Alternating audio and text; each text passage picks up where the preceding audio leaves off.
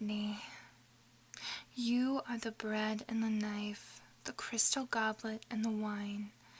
You are the dew on the morning grass and the burning wheel of the sun. You are the white apron of the baker and the marsh bird suddenly in flight. However, you are not the wind in the orchard, the plums on the counter, or the house of cards. You are certainly not the pine-scented air. There is no way you're the pine-scented air. It is possible you're the fish under the bridge, maybe even the pigeon on the general's head, but not even close to being the field of cornflowers at dusk. And a quick look in the mirror will show that you are neither the boots in the corner nor the boat asleep in its boathouse. It might interest you to know, speaking of the plentiful imagery of the world, that I am the sound of rain on the roof. I also happen to be the shooting star, the evening paper blowing down an alley, and the basket of chestnuts on the kitchen table. I am also the moon in the trees and the blind woman's teacup. But don't worry, I am not the bread and the knife. You are still the bread and the knife. You will always be the bread and the knife. Not to mention the crystal goblet and, somehow, the wine.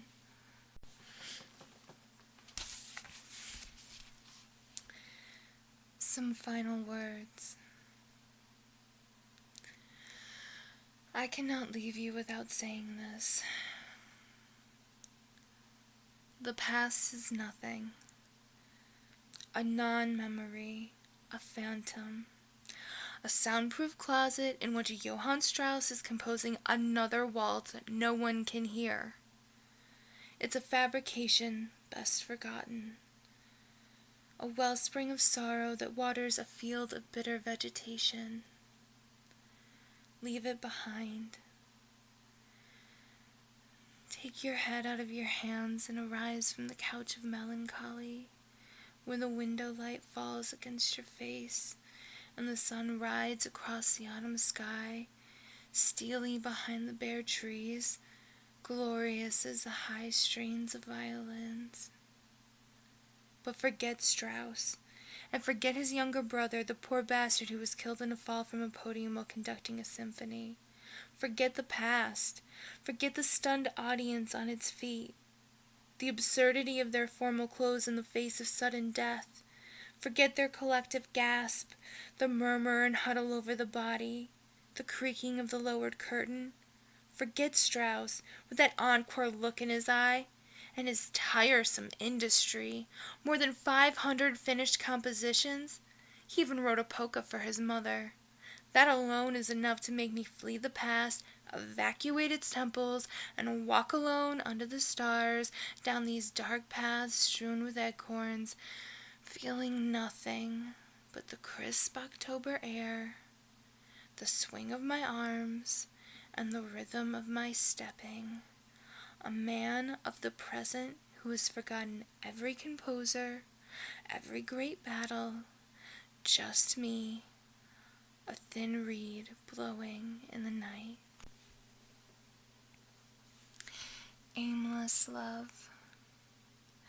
This morning as I walked along the lakeshore, I fell in love with a wren, and later in the day with a mouse the cat dropped under the dining room table. In the shadows of an autumn evening, I fell for a seamstress still at her machine in the tailor's window, and later for a bowl of broth, steam rising like smoke from a naval battle. This is the best kind of love, I thought, without recompense, without gifts or unkind words, without suspicion or silence on the telephone.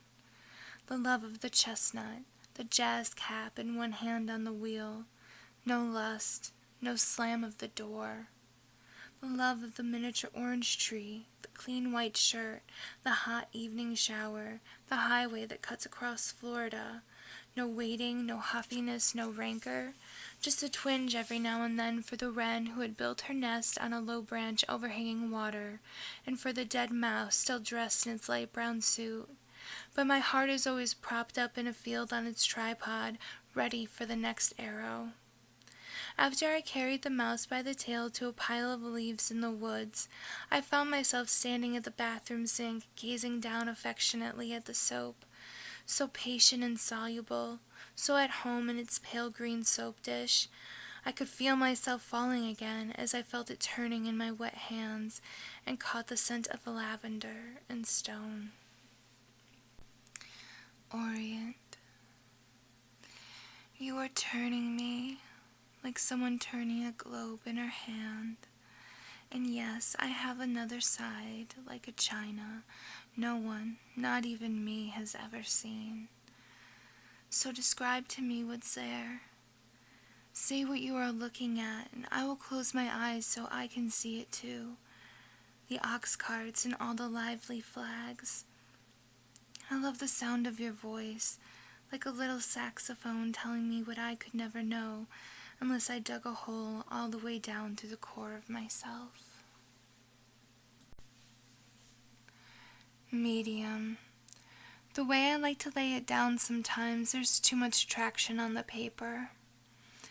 The ink soaks into the cloth of the page, the words adhere like burrs to a woolen cuff.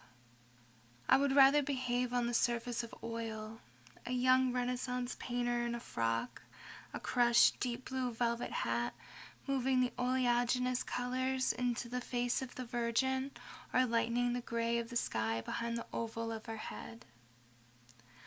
I want to write with the least control, one finger on the steering wheel, to write like a watercolorist whose brush persuades the liquids to stay above the pull and run of gravity.